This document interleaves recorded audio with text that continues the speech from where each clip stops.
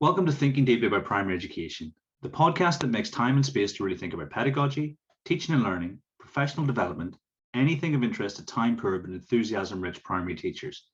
This week, I'm joined by Neil Almond. Good to be here. And Tom Oakley. Pleasure to be here. And together, we're going to explore pre-diagnostic assessments. But first, Neil, what you reading for?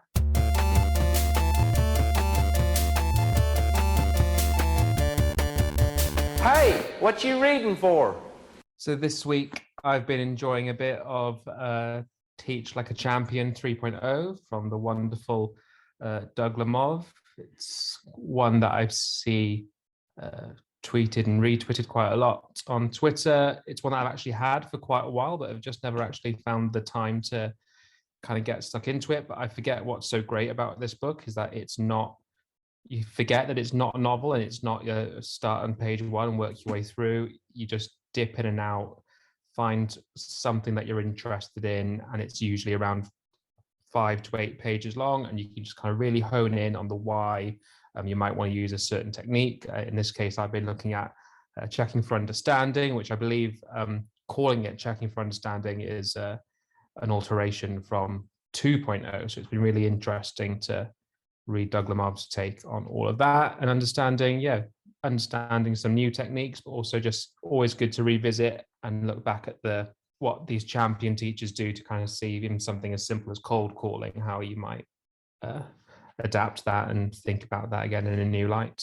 Tom, what are you reading for? So from listening to previous episodes, I realised I'm quite a lot like Kieran, and that I don't tend to read one thing through and have several things on the go. And I don't know if I'm right in thinking, maybe it was Amy Bills saying having several things that are similar at the same time and looking for themes between them. So I've been doing quite a bit of reading around curriculum, found a really interesting blog about box sets as an analogy. That was a really good one. But yeah, the things that are kind of most relevant to this, there was a good blog that I read recently from Jo Morgan on the Resourceaholic website called Thinking About Misconceptions. And she talks about how it's important to kind of seek them out and to build for them into our teaching. Just because we don't immediately notice them, it doesn't mean they're not there. Sometimes they're hidden and it's worth seeking those out. And that really got me thinking to some of the other things I'd read. And recently, Peps McRae had tweeted about thinking about learning.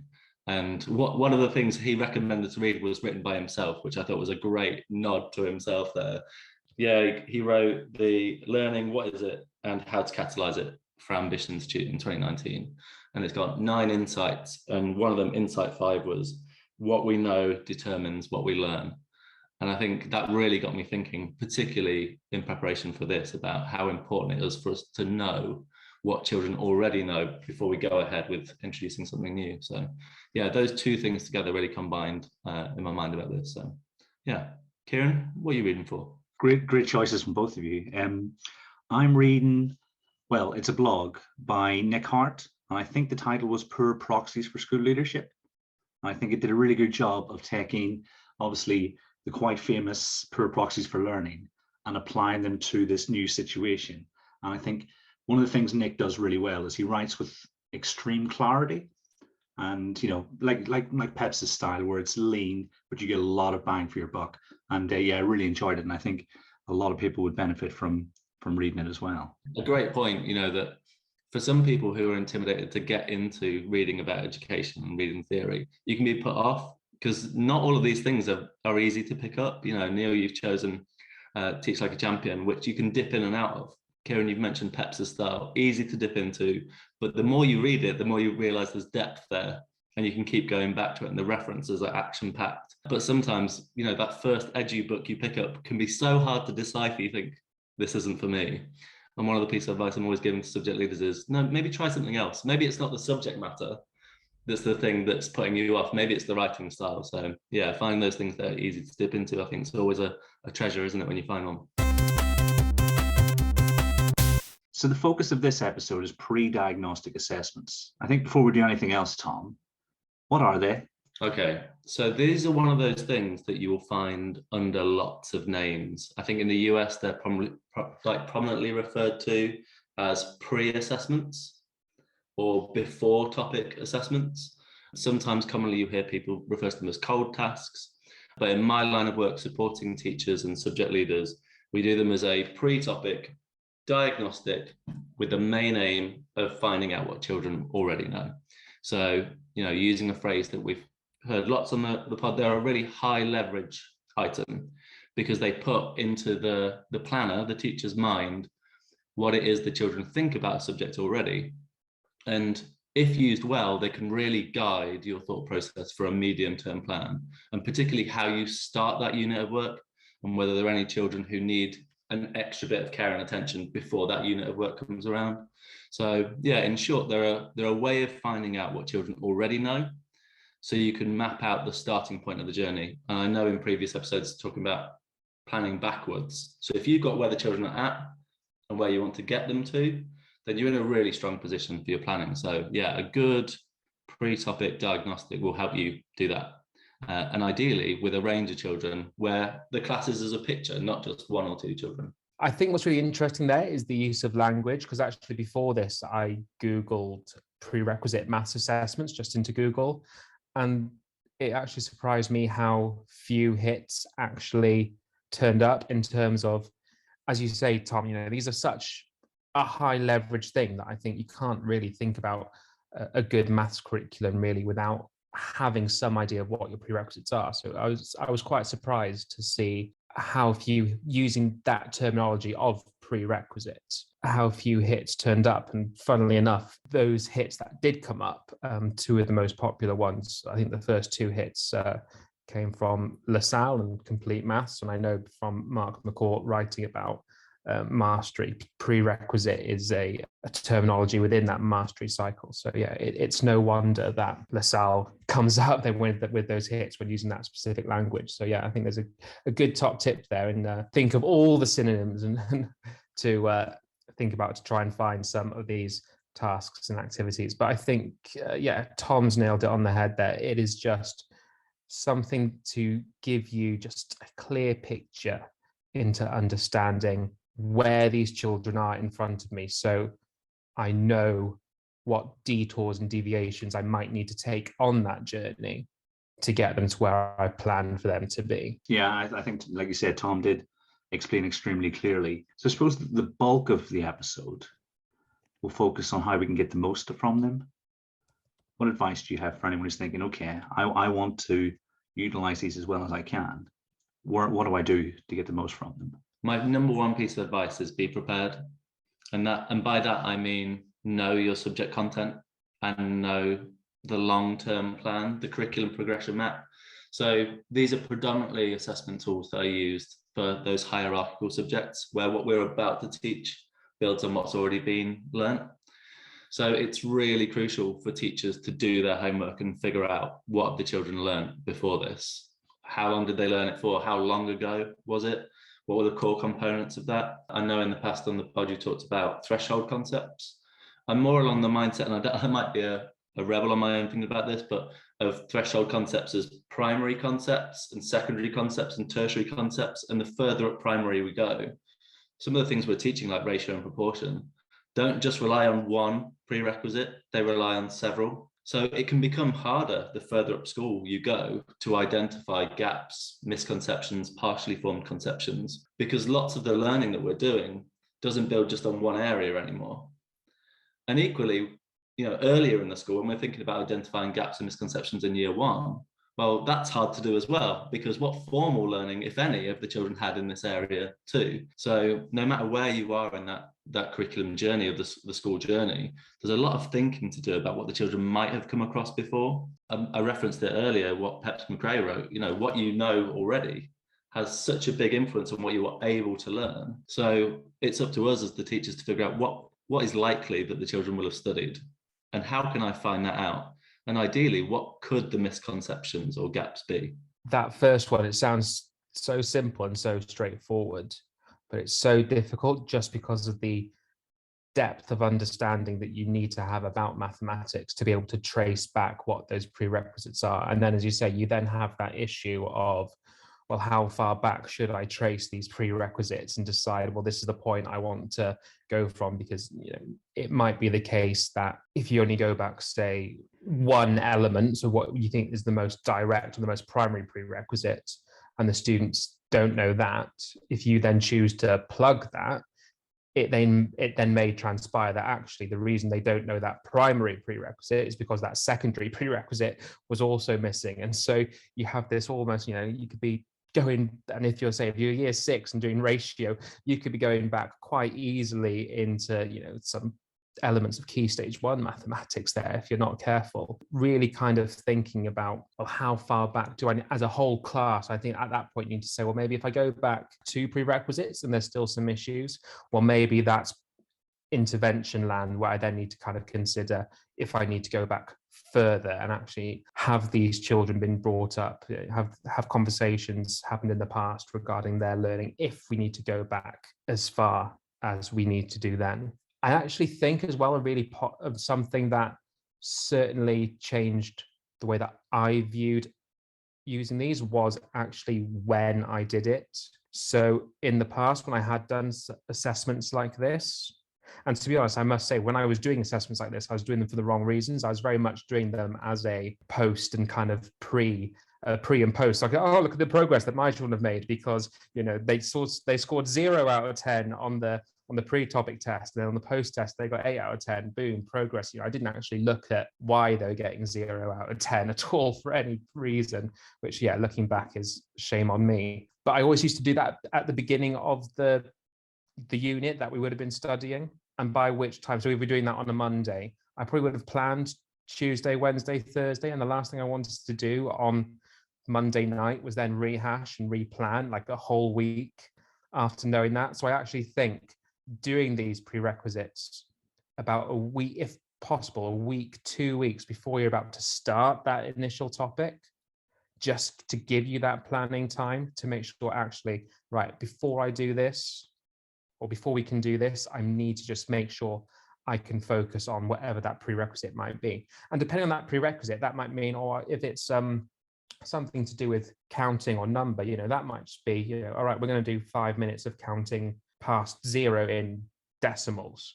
I'm just going to do 5 minutes of that for the next 2 weeks. So you can kind of do it in those small incremental moments, not necessarily dedicating whole hour worth of lessons towards those prerequisites. So many great points there, and personal memories of doing the pre and post, and look how great we are. We didn't know any of this stuff before, and then I taught it, and then they learned it. And especially with the post being immediately after that last lesson, like the immediacy bias of course they know it now because it was literally yesterday.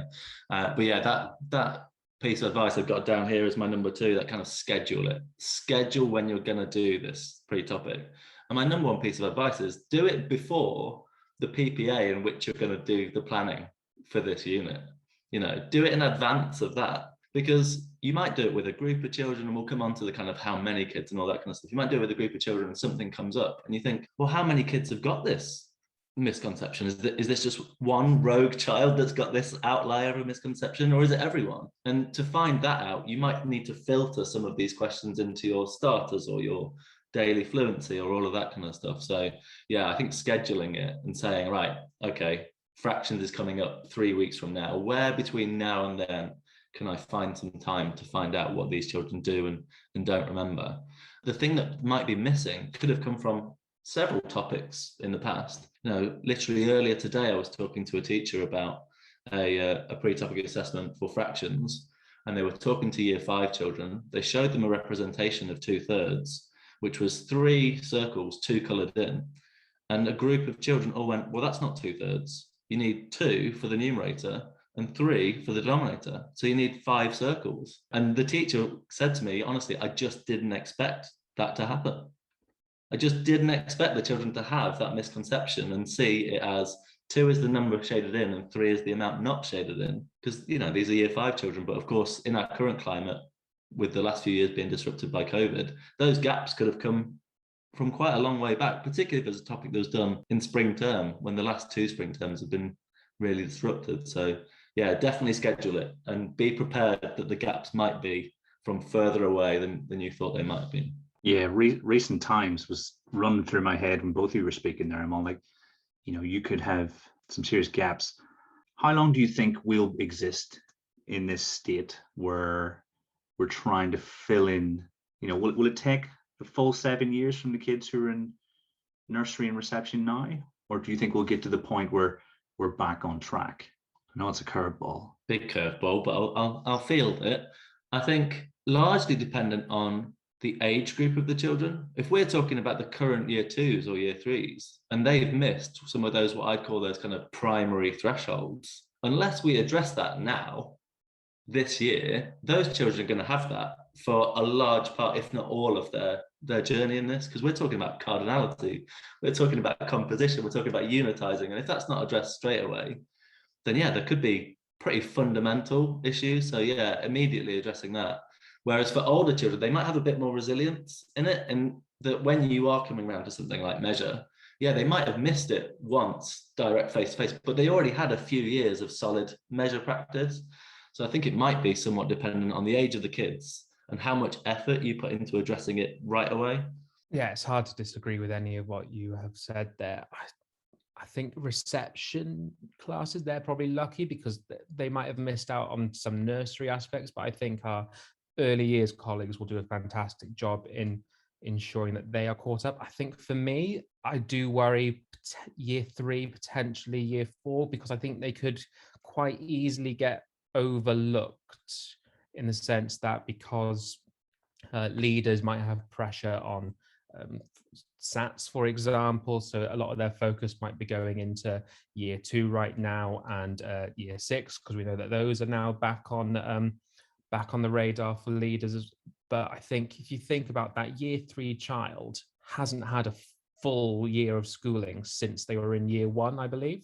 And there is quite a quantum leap, I think. At this point now, we're getting ready to do some quite complex. If we were following the curriculum as we were meant to follow the curriculum, we'd be now gearing them up to do some quite complex mathematics, which children in year 3, in my experience, tend to find quite difficult anyway. Without that grounding that they would have had from year 1, from year 2, I wouldn't be surprised if the SATs results of those students are less than the SATs results of the next 2 years. And I'm happy for someone to hold me to account on that.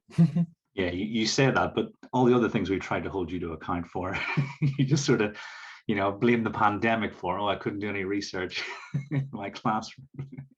In fairness, I was out, but here's hoping though. I'm again, we laugh, but something again, I think I've said multiple times. I think the biggest gift I think to education will be the removal of the key stage 1 SATs at the end of year 2. I just think that will just open up so much more opportunity for one. It automatically gives them more teaching time as opposed to actual test preparation time. And secondly, it's just going to allow the teachers to hopefully teach where those children are, not where they should be. And hopefully then that will continue up through those year groups as from, I think it's 2024 that they go, I believe. So yeah, that'll be an interesting academic year. I'm looking forward to that one. Yeah, I've already seen tweets asking about moderation. And, that's putting the horse and the cart in the wrong order, I think, because if you do the maths really well, you could probably show a proficient year 2 mathematician, in inverted commas, with 5 well-chosen tasks. You go on Enrich, you could choose 5 tasks that sort of show a range of different types of reasoning. And I think, you save yourself the hassle of making checklists and things like that there. So yeah, I'm looking forward. You said 2024, Neil? Because I know it should have happened already. I believe it's 2024, but don't hold me to that because I'm not entirely sure. As I say, I think they've chopped and changed it a few times. I think I'm very fortunate in my job. I work as an advisor for the local authority, but that also means that I'm a Key Stage 1 moderator. So every summer term, barring the last few years, I've been able to go into so many different schools and see these collections of work. And it really stands out when teachers have adapted the planned curriculum to match the needs of the children. And it might mean that they spend significantly longer on these kind of primary threshold concepts to begin with, but it pays off in the long run. I tend to use the analogy of a track sprint cyclist as winding up that big gear. It's a lot of effort in the beginning to get this one big gear wound up, but it pays off in the long run. you know, and you see it in collections of work where these children aren't struggling to recall their number bonds. They aren't struggling to see that 19 is 1 less than 20. They're looking at numbers and identifying properties because of all that groundwork paid in earlier. And I do think that sometimes it comes down to that age-old adage, you know, it ain't what you do, it's the way that you do it, or at least the way that you plan, do, and review it. And I think that's what the pre-diagnostic is all about. It makes you review before you plan. It makes you review where you're at, the things you thought you were going to do, and it kind of puts you on the right path if you give it the time. And, you know, the third piece of advice I put down here was, make sure, if we're going to get the most out of these, make sure you've got the headspace to think about this, because this isn't like light thinking stuff, gaps, misconceptions, and filling these kind of things. Make sure you've got the headspace to think about this thing. In that the reading I referenced earlier with Pepsi talks about that when you buy a red coat, all of a sudden you see people wearing red coat. And it's the same thing here. When you spot a gap or a misconception, you start seeing it more frequently or more readily, but only if you've got the headspace to do so. You know, if you genuinely don't have the capacity of thought to be putting that effort into how will I see the children's thing? How will I check for that understanding? Then yeah, it'll go unseen. Like Joe Morgan says, those misconceptions may remain hidden to you. But if you've got the headspace to think about it and you can craft the time to think about it well, then you start finding it easier to spot and easier to plan for as well. So yeah, don't sell yourself short by doing it at a time that's not right for you. And that's probably a don't do rather than a positive action, but definitely certainly something to think about from my point of view anyway. Yeah, I think that was very excellently segued back into what we were supposed to be talking about. So, you know, definite host duties in the future. And I can see, Tom, you know, whenever I'm listening to your responses, I'm thinking this is the bulk of our work. You know, this is thinking deeply about what we do. And you're absolutely right. You need to almost dedicate a sizable portion of your time to the thought that needs to go into this, you know. And like you said, you will reap the rewards and your pupils will reap the rewards later on because you've done, you know, the bulk of the work. I think, yeah, I couldn't agree more. And to be honest, it's the bit of my job I enjoy the most is the thinking, you know, because then I get to really try and solve really sort of difficult problems. And, you know, when you see a misconception for the first time, you go, oh, you know, why have they thought this? And then you realize, and then, you know, you get better at addressing that, you know, as your career goes on. It's a fantastic feeling, I think. Yes, I'm totally with you on that one. I totally agree, Kieran. It is really interesting, but I also think it's quite telling, perhaps, of maybe not the whole of the UK education system, but perhaps of England, the English education system, that barring the complete maths curriculum, which was recently made free, which has linked all the prerequisites together, is that there is no central bank or source or somewhere that teachers can go to find those particular threads. Yes, we have the national curriculum, so you might be able to take something like, well, obviously all of place value is a prerequisite for the place value that comes before it, all of the addition, subtraction, but, you know, mathematics doesn't fit so neatly. You know, there are going to be areas where things from place value, obviously, you know, I'm thinking about, I've recently been doing 2 by 4 digit multiplication with my year 6s. You know, there's a lot of place value knowledge that is needed in there to be able to do that procedure effectively. And, you know, you need to really understand what element of place value it is that the students are actually potentially could trip up on. So I think it's quite interesting that, you know, there are loads and loads of educators talking about the importance of these pre-tests and these prerequisites, but as I say, bar the complete maths curriculum, it's quite difficult to find somewhere where all of these are laid out, which I find quite surprising given the hierarchical nature of mathematics. Yeah, just to add to that, I know that OUP scheme MathsBeat has a kind of a prerequisite checklist and those kind of things, but when you come across it, it's rare, isn't it? You're like, wow, why don't more schemes have this? You know, if I pick up White Rose supporting a school, the first thing I want to see is like a précis of what they previously learned. Like, oh, that would be a really useful thing to kind of help the teacher see the big picture. Because it's very easy, isn't it, with a scheme or a textbook to get stuck into kind of lesson, then the next lesson, then the next lesson, and lose that big picture of where it comes in if you don't have the time to do so. And it's that kind of conveyor belt that the children can feel they're on too. Like, okay, we're doing this next topic now, are we? Like out of the blue. And if we aren't seeing the big picture, it makes it harder for us to explain that big picture to the children. You know, I'm at this stage in the year, autumn term, I'm forever saying to year 3 teachers, your addition and subtraction unit you're teaching now is effectively a place value unit. You are doing one unit of 1 more or 10 more or 100 more or, you know, whatever, or less than the number you're starting on. And you're doing several 10s more or several 1s more. It's effectively a place value unit. But if you don't have the headspace to see that, or you don't have that big picture view, it's really easy to lose sight of that as well, isn't it? It's really easy to kind of lose that view of where the children are coming from. And it can feel like, okay, we've done that unit, put that to one side, compartmentalize it and go straight on to the next. And I think it would be really easy for children to feel that way if we're not making those links explicitly clear to them. That's almost one that the subject leaders can look out for. Does it feel like that when we're planning with our colleagues? Do the children feel like that? You know, because I know that Ofsted will be asking questions about the sequence, but actually what we're talking about here, the lived experience, speaks to much more than, you know, that's what that surface question about how you've sequenced your curriculum might look, you know, because if pupils can see the sense in the things they're doing and how that relates to what's happened before, then I think you've got a better chance of understanding, don't you? You know, and like you say, if the teachers have that big picture, they've got a better chance of executing, you know, the subject leader, the school's sort of vision much more effectively.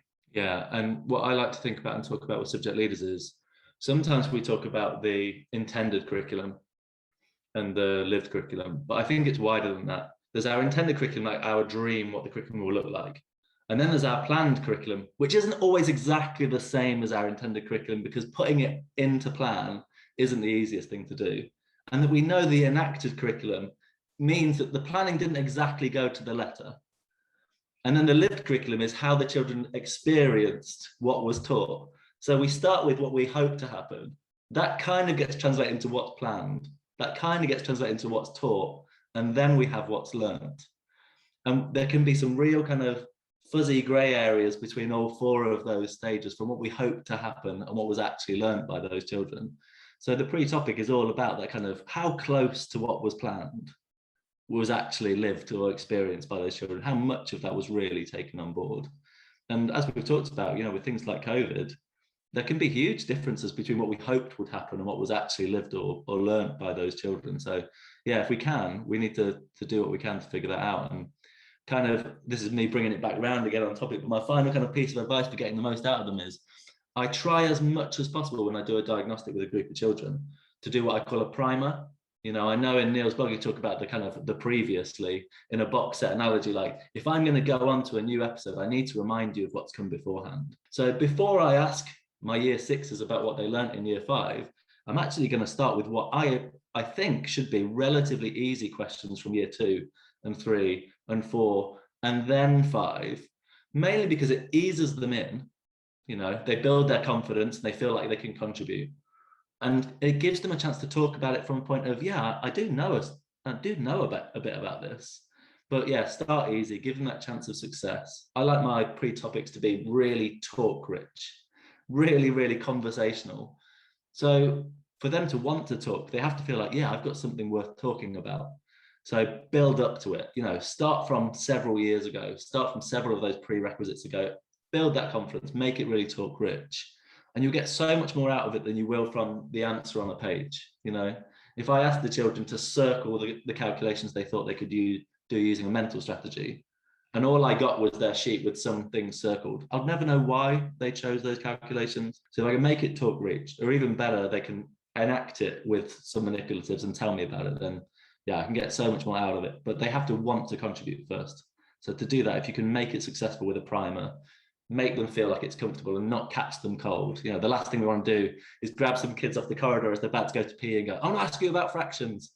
You know, oh, I was just thinking about rounders or whatever. So yeah, build them up to it, ease them in, give them that sense of success, and yeah, help them feel like they've got something worth talking about. That would be my other piece of advice for that. Yeah, that's really nice and totally different to kind of how I've used this idea of, you know, a pre-diagnostic. I've kind of gone more, you know, pre-diagnostic quiz where, you know, it's a multiple choice question. As you say, it does start off quite easily, but each, it's four multiple choice, and each question is there's obviously one right answer, and then there are three or two good quality distractors where I can just, because I think that helps with the analysis. You can really quickly write, I know if they said, if it was, write 101 in digits, and there was, the right answer, or there was the digit 1001, and someone has done 101 and they've done that, knowing that's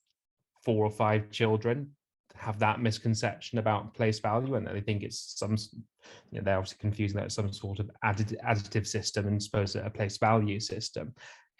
That's quite useful quick shot data for me, and certainly that's kind of my experience of using it has predominantly just been through use of resourcing like that.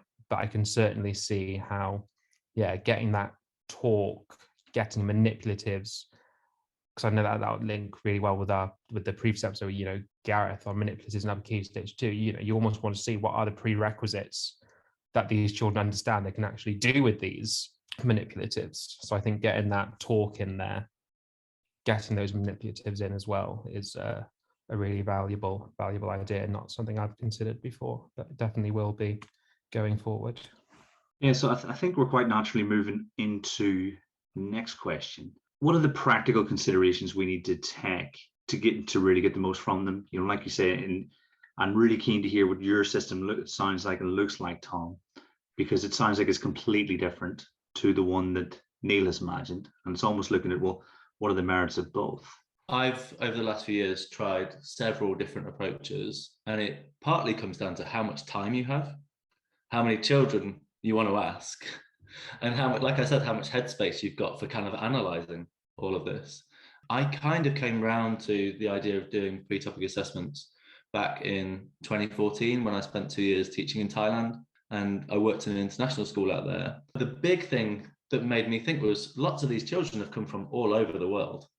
I might have a class of 21 children, but I've got children here from 7 different countries, and some of them have just come in the last few weeks, or they came halfway through year 2, or those kind of things. So in that instance, I knew that using a quiz wouldn't be enough. I needed them to show me, I needed them to draw as much as possible, because we didn't have like boxes of Numicon or counters or those kind of things. So that's kind of how I fell into the practical draw it. In Cambridgeshire, we talk about the kind of the build it, draw it, say it, write it, which matches nicely with the kind of the CPAL. But the drawing and the manipulating whatever we could find, counting objects, really brought out the conversation. But you can't do that with a large group of children. You can't do it well with a large group of children. You end up relying on kind of the Matt Swain style, having a route around the classroom and trying to catch as many children mid-conversation as possible. Or you take a small group at a time and hope that they are like representative of a broader population within the class. You pick out the things they're saying, and then you make your kind of your multiple choice questions and ask them more broadly to the class. So largely the practicalities of it depend on how much time you've got, how many children you've got, the range of starting points. If you are fortunate enough to work in a school like Matt Swain's, where at step they are filling gaps the moment they arise, we're assuming that the gap between your lowest attainers and highest attainers just isn't that broad. But if your school is nothing like that, and those gaps go unaddressed kind of thing, then the gaps could be huge. So in that instance, I'm not yet convinced that one quiz for all children would be enough. You might need different quizzes up your sleeve, or at least to direct some children to different questions. These children, I want you to look at questions 1 to 6, whereas these children, I want you to look at 4 to 8. But it has to be manageable for you, So you have to think about your context, how much time you've got, the resources available to you. But I definitely wouldn't say there's like one size fits all, but the conversational style approach really paid dividends for me. And it's now that kind of approach that we use a lot in Cambridge when supporting schools with it. Yeah, we're to offer a slightly different approach. We're quite fortunate in that we are a complete maths classroom subscriber. So we have access to the complete maths curriculum. We use the whole suite, and I don't want this to be it will end up being, but I don't want it to be an advert for the classroom, but what I find particularly effective is because those prerequisites have been mapped out. Whenever we get students to do an online quiz, whether that be homework. So because I have some year 6 students, what I've done over the last 6 to 8 weeks is that their homework has been about a 60-minute assessment based on stage 1, which is effectively someone who's in their first year of mathematical education, stage 2. So I have data for these students. Basically, that covers the whole of maths that they should have been taught.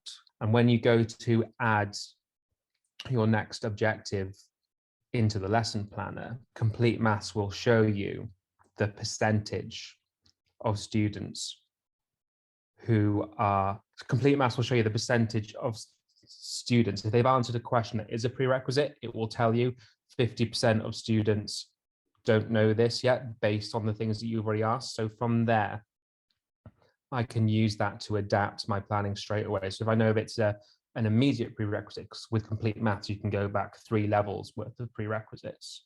So I know that if it's an immediate prerequisite and it's only showing 50% of the class were able to do this, then I know that it's a good signal for me to go, okay, well, actually, before I'm going to teach, there's an example right here I have. So we were doing establishing if a number up to 100 is prime, but turns out there's a prerequisite for that for understanding the vocabulary of composite and prime numbers itself before they actually go to learn what these the first 100 prime numbers are.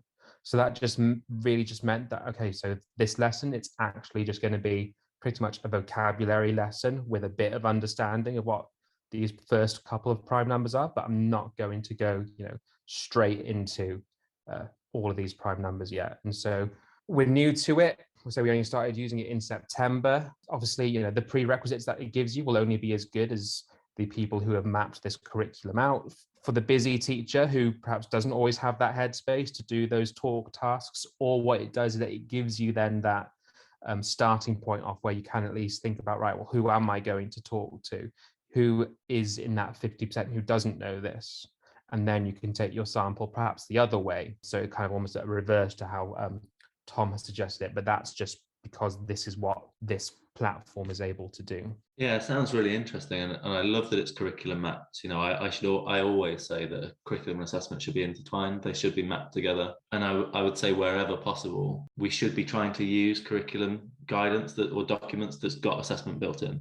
So if the curriculum you're using, whether that scheme has prior year content, it should be clear to you which of it's the most important stuff, which is the stuff that we expect the children to remember they spent the most amount of time on. And I know there are more and more assessments now that have that built-in diagnostic for when children have done their results, but they're more the kind of the summative event.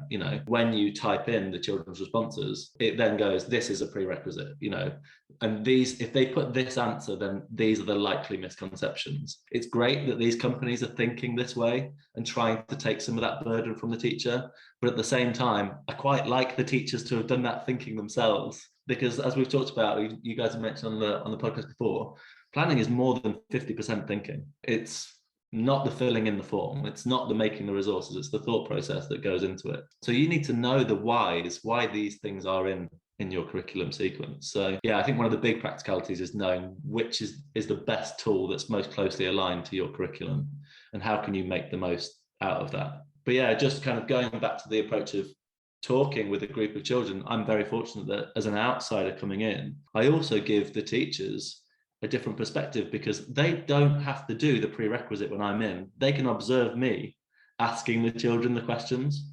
And again, that gives them that third person perspective. They have got more headspace to think about how the children are responding, because they're not thinking of which question should I ask next, which manipulative should I get out, all of that kind of stuff. They're just observing the learning. And I think in my dream scenario, there would be a combination of the MCQs that we've talked about, that kind of prerequisites linked to the curriculum, but also a physical, inactive, dialogue-rich conversation where ideally the teacher gets to be an observer of the conversation happening. I think that would be kind of like the golden kind of combination of all those things together. I think that would be my dream scenario. Yeah, as I'm sitting listening to you guys, I'm thinking, okay, how can I take all these great ideas and mold them into one sort of super idea, and you're coming down to see us hopefully in the spring, Tom.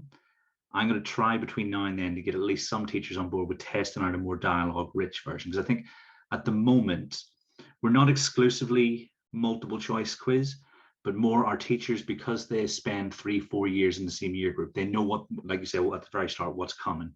And so they will choose questions in their 5 a day, their retrieval practice opportunities that sort of foreshadow what's coming in the future. And like I said, it's almost about, can we take those principles and then look at, what else we do? It could be, with the 6 children that we really want to understand what they know.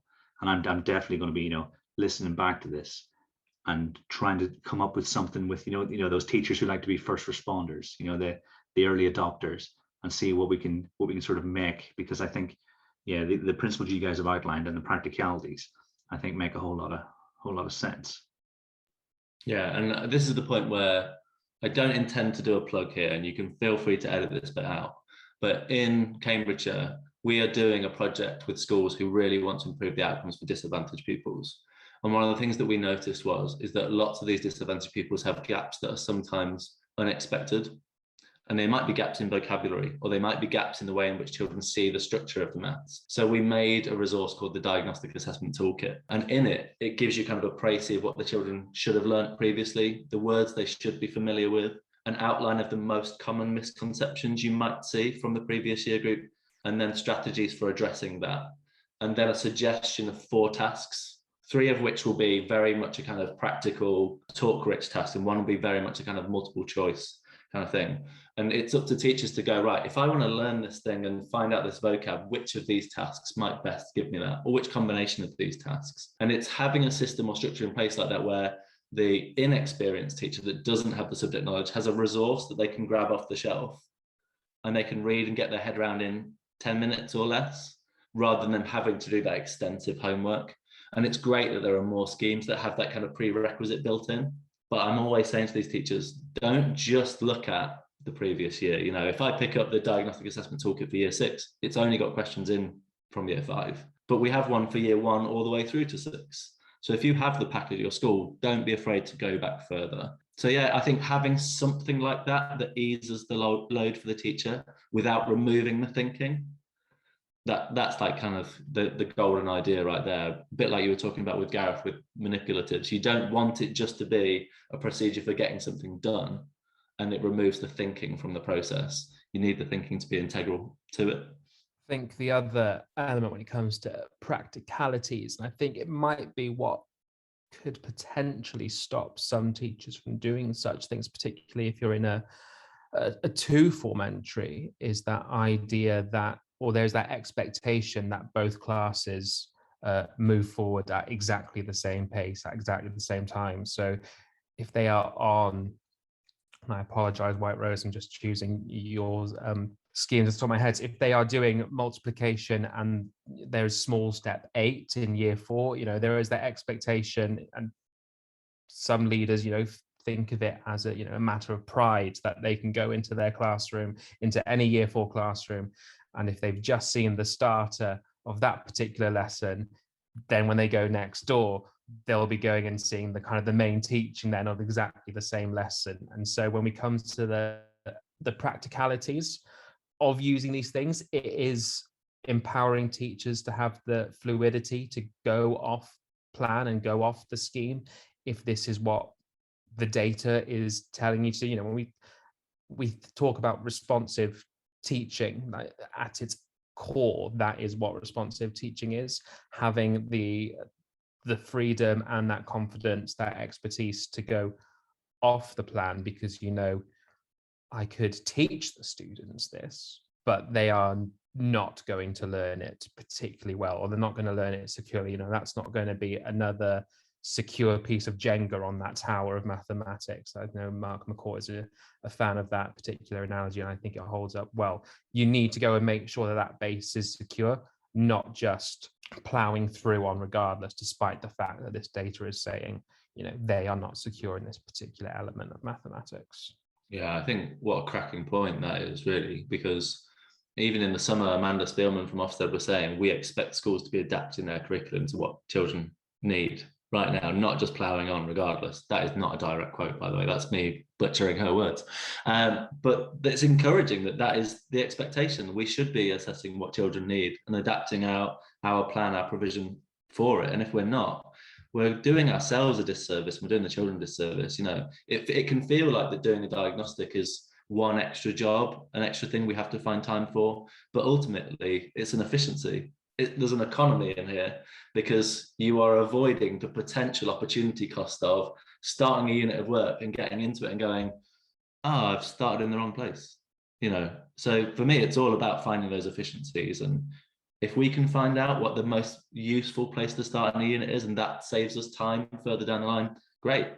Or if we find out that this unit's going to take us longer than the plan says it should, then it's worth doing. So yeah, absolutely responsive assessment, all of that, responsive teaching at the heart of it. So yeah, great point, Neil. I think I've mentioned before how bad I am at pace with partner classes. And at the minute, we've got this really good example because my wife's year group partner is an ECT. And so you've got this husband and wife duo teaching year 1 classes for the last 6 weeks. And I'm way behind where she is because she's been doing year 1, for a long time. And she knows this inside out. Whereas I'm like with my ACT sort of teacher thinking, okay, this is why we're doing this. Let's go slowly through this because we're going to see gains in the long run. And yeah, it just shows you how different, even though we've been teaching pretty much the same amount of time, have reasonably similar levels of experience in terms of the sequence that the year 1s are going through. But I'm so much slower. I don't know what that says about me. I think it says you're careful, Kieran. I think that's good. It says you're careful. And I'm not trying for 1 minute to say that Mrs. Mackle isn't careful. But what I think is really important there is the thing we probably haven't touched on is just because you have 2 form entry or 3 form entry, it doesn't mean that those classes need to go at the same pace. The gaps or misconceptions that might exist in one room, there's a good chance they're going to be different from the room next door if they've had different teachers in the past. That is just the nature of school. We're not robot teachers. We're not all teaching it in the same way with exactly the same examples. And in the blog post from Jo Morgan earlier, she talks about, I'm at fault for some of these children's misconceptions. I gave them examples that led them down the path of misconception. And we can all be guilty of doing that. You think, I'm just going to show you a few more examples, completely unaware that these examples are leading to an overgeneralization. So yeah, there will be those occasions when parallel classes definitely shouldn't be at the same point because that's not what the children in the class need. Yeah, no, Mrs. Mackle's the best teacher I've ever seen teach, but she doesn't listen to the podcast, so she'll never hear me say that, will she? And it's usually I'm usually a lot slower at the moment, because I'm also narrating my decision-making process for the observing teacher. I'm thinking I'm doing this because of this, and then we really want to focus on things. So yeah. But yeah, I'm totally with you. I think it's each class, completely different from every other class that you've taught. A lot of commonalities, but being responsive, the more I think about it, the more important that is. It should be, teaching 101 really. So earlier we mentioned avoiding this kind of pre-diagnostic assessment when we didn't have the requisite headspace. Are there any other times that we should try and avoid utilizing them? I would always say, and you guys might have heard me say this before at Maths Conf, avoid doing any form of assessment when the children and yourself are just too tired. I've got multiplication starting in January in the new year, but today just happens to be the Christmas production. I'm not going to get the kids right then. They are not going to have their attention on what I'm talking about. So yeah, anything like that where the children just aren't up for it because their head is somewhere else, or when they're about to do something truly unmissable, it's that child's time to shine this week. They're about to go to music or dance, and you go, oh, actually, just come and talk to me about maths for 10 minutes. There's a good chance they're not going to appreciate it. So yeah, thinking about the wrong time might mean what are you taking the children out of, or what's going on in the school environment at that time that means they're just not going to be paying it the full attention. And the other one, going back to something that Matt Swain mentioned before, is the space in which you do it in. He talked before about the bad practice of doing interventions in noisy, cramped, busy, distraction-filled environments. I think it's exactly the same here as well, is that if there isn't the quiet space available, then don't do it then. Don't compromise the environment in which you're doing it in, because it will compromise the kind of the information you get out of it. So yeah, don't compromise on kind of when to do it if the children are otherwise distracted, or the ideal space to do it in just isn't there. I think they'd be my two points for that. Yeah, that's a really hard one, I think, actually, talking about when not, because I'm so pro it. I'm trying to think of a time when, if there's a possible reason why I wouldn't, or if there's an element of mathematics that isn't so. Neil, can you think of any subjects you wouldn't do a pre-topic for? Can you think of any like curriculum subjects where you think, yeah, this definitely doesn't apply, I don't know, to PE or to dance? Maybe it does. I'm not an expert in those areas. Can you think of any subject areas you wouldn't do it for? So I think kind of thinking about, if we move the conversation just away from mathematics, obviously because of the hierarchical nature of maths, in that it is building block on building block, I can't think of a reason why one wouldn't do it in maths unless you are early on in your mathematical learning, and it might be the first time that you come across shape, where really like you are teaching that first rung of that ladder, as it were. Certainly when you consider other subjects, depending on what your curriculum is like, it might depend whether you choose to do it then. So for example, in geography, if you're doing some locational knowledge, you then may not be the extent of which you would check the prerequisites, may not be as much as in mathematics. Or if you were starting a science unit which was particularly physics heavy, something the forces unit in physics that they do in year 3, it's unlikely that you're going to check the animals including human. There won't be prerequisites there for animals and including humans, or it's certainly unlikely that there would be. However, but there are some cases where in science you would do, if you were doing, and indeed, there are some times where you might want to do some prerequisites where actually that knowledge comes from a completely different domain. If you're doing volcanoes and mountains, you might want to, and you're going to answer the question why it is that fossils have been found, sea animal fossils have been found on really tall mountains. You might want to make sure that they understand fossil formation first before you do that. So there is that prerequisite there as well, which I think makes the job harder, because that's actually, you need to know your curriculum very well, and you do need to understand, those links, and if they're there. And when you're doing that between subjects, it's hard. If you're in the same, if it's within the year group that you teach, it's hard. If it's between subjects within different year groups that you don't teach, it gets even harder again. Yeah, recently I've been talking to quite a lot of teachers at 1-form entry schools where they've got to move 3 or 4 subjects, and that's almost your peak level of difficulty, isn't it? I really feel for them at the moment, because I understand the spirit of the direction we're moving, but in terms of, particularly in Kent, where we've got lots of 1.5-form schools, it must be a pretty intense situation. But yeah, and actually we were having a conversation as a leadership team about which subjects we could utilize sort of diagnostic, it was more quizzes, but it was which subjects lent themselves to that kind of thinking. So that's a really good question, Tom, and one that I'm going to be sort of thinking about for a while, to be fair, because you've got those performance-based subjects, but equally the knowledge that you have from before will feed directly into it. I'm thinking of computing. And if you're debugging a program, well, you're going to need to find out, do they know how to write this program? Do they know how the code fits together? I think in Scratch more often than not, so I think it's one that definitely worth thinking about. This is me potentially doing a Lloyd and asking a curveball question of my own. If I were to do it in a foundation subject, is it okay to do it as lesson 1 of the unit? So, I'm thinking back to when I taught in Wandsworth and we're doing our locality study on the River Wandle. Do I plan the what do you know about the local area as lesson 1 and get all that information out there, and then sit down and change my plan for those kind of things? I think I know what the answer is going to be, but I thought I'd ask it anyway.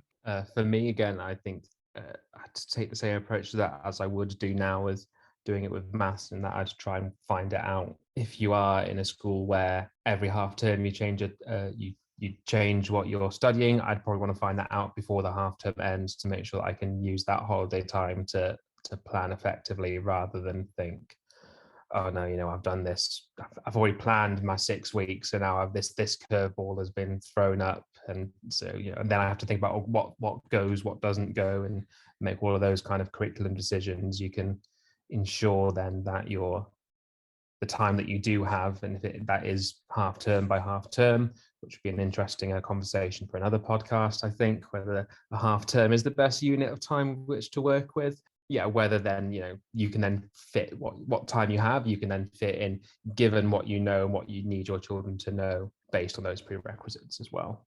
Yeah, absolutely. And it does raise the question, why is the KWL grid such a commonly used feature when the teachers aren't going to respond to the content of it? But again, probably a discussion for another day. Yeah, my response would have been pretty much exactly the same. Teachers need time to be able to respond, and it's not going to happen during term time, is it? Because we're just can do all the things that we're asked to do at the moment. So Kieran, we set off to find 9 ways that we can make the most out of our pre-diagnostic assessments. How did we do? So I think we got 9. We need to be prepared in terms of knowing the curriculum, knowing the content, and considering what Tom described as the primary, secondary, and tertiary thresholds that pupils need to cross through. Collaboration with other teachers, other colleagues, thinking about when, do we do it 2 weeks in advance, making sure we schedule, perhaps at least before the PPA session, before we go and teach. I think my favorite, having the headspace to think, including primers, not being afraid to go really far back, give the pupil some success, and then draw them into that conversation a lot more fully. Consider the strengths of multiple choice questions. We've discussed those before. What does a really strong multiple choice question have as its core features, and then utilizing that. Feel empowered to go with the pace your pupils need. Don't compromise on the environment, because you'd essentially be compromising on the diagnostic assessment itself. And then the last one, be responsive and have the confidence to go from what the data says and go away from the scheme to teach those prerequisites. And I think if we do all of those, we're putting our priorities in the right place, and we allow our pupils the best chance to make rapid but also meaningful progress through that intended curriculum. I think that ties everything back together. All that's left to say after what was a fascinating conversation is thank you very much, Tom. Thank you. Thank you, Neil. Thank you very much. And to everyone at home, until next time, thanks for listening.